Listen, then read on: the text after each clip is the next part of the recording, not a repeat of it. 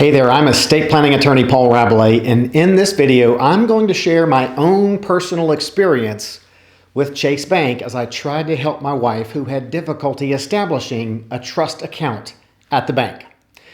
So this video is not a knock on Chase Bank. I have accounts at Chase Bank and I don't intend to change that, but rather this is a video to demonstrate how either the trust law or your estate attorney will likely tell you that certain things are permissible and recommended when creating your estate plan.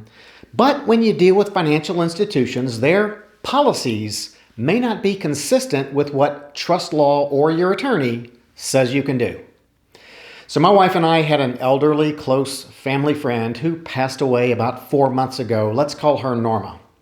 I handled all the estate planning for Norma. Norma wanted to leave an inheritance to her great niece, who's a minor. Let's call the great niece Marie. So I did the common sense estate planning thing and created Norma's estate documents so that when Norma died, a certain amount would go in trust for Marie. Norma told me that she wanted my wife Amy and Amy's sister to be the co-trustees of this trust until Marie was 23 years old. So I created a Marie Trust and designated Amy and her sister to be the co-trustees of this trust. Exactly what Norma wanted and exactly in compliance with relevant and applicable trust law.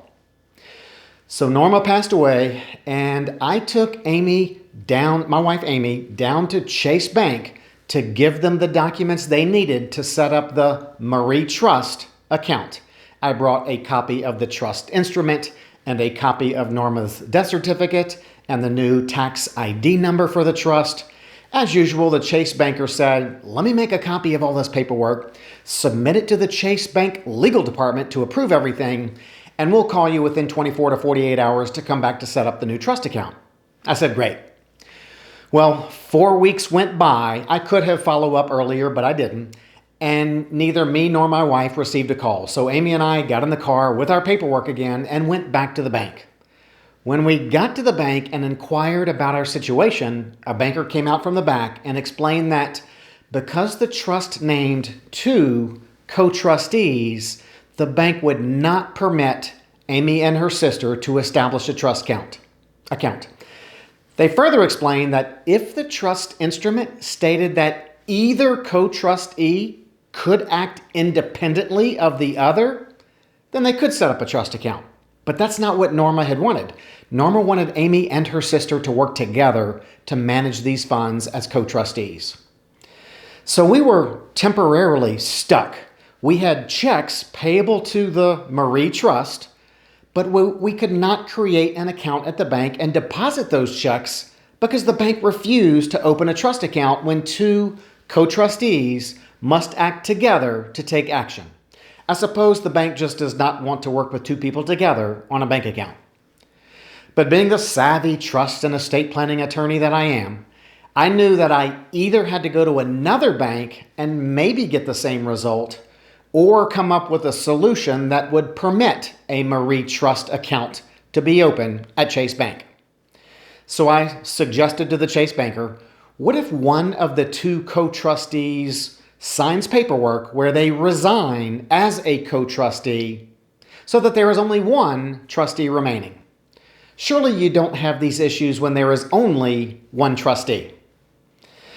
The banker said that would be okay. So now we are preparing legal documents so that Amy's sister resigns as trustee. When we prepare that paperwork and have the sister sign it, we will bring all of the paperwork back to Chase and hopefully establish the trust account. So the moral of this story is, when you ask your attorney, can I appoint 2 people to be co-trustees of my trust or a trust when I pass away? The correct legal answer is, sure, you can appoint 2, 3, 4, or 20 people to be co-trustees when you die. All of that is legal. But know that making it legal is just the first step.